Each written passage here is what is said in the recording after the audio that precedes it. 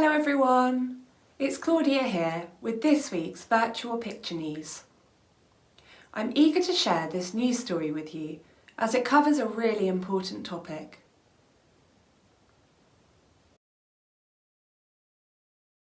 What can you see?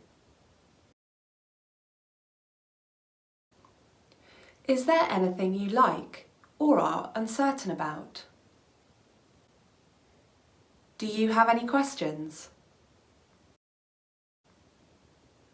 Use the clues in the picture and some of the questions you have asked to make a prediction as to what could be happening in the news this week.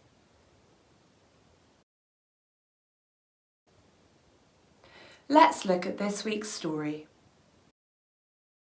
This year marks the 80th anniversary of the United Nations, an international organisation founded after the Second World War in 1945 to help countries work together and prevent future conflicts.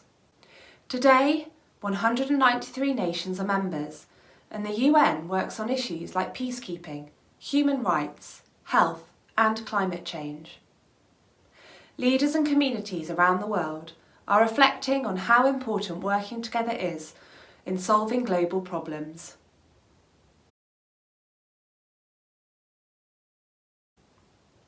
How does this week's story make you feel? Maybe you are feeling grateful the UN works to keep the peace and make the world a better place. Or perhaps you are feeling concerned there are so many important issues that we need to solve. However you feel this week, now might be a good time to pause and share with the people around you. Let's look at this week's big question. What makes a good peacekeeper? Let's find out more about the United Nations. Recently, world leaders met in New York to celebrate the 80th anniversary of the United Nations. The famous UN chamber was darkened and lit up to mark the occasion. Why was the United Nations created?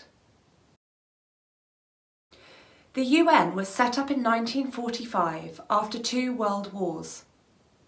Leaders promised to work together so the world would not repeat the same mistakes.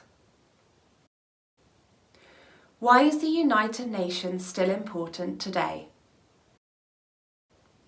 Speakers said the world faces problems today, like wars in Gaza and Ukraine, and rising hatred online. They explained that countries must choose the right path and show that we are stronger when we work together.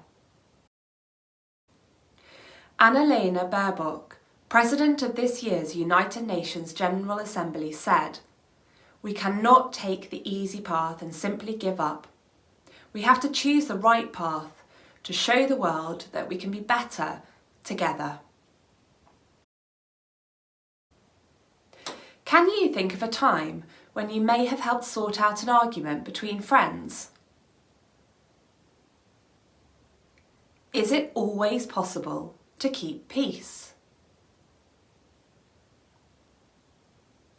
What should we do when people don't agree? Take one last look at this week's picture and big question. Share your thoughts.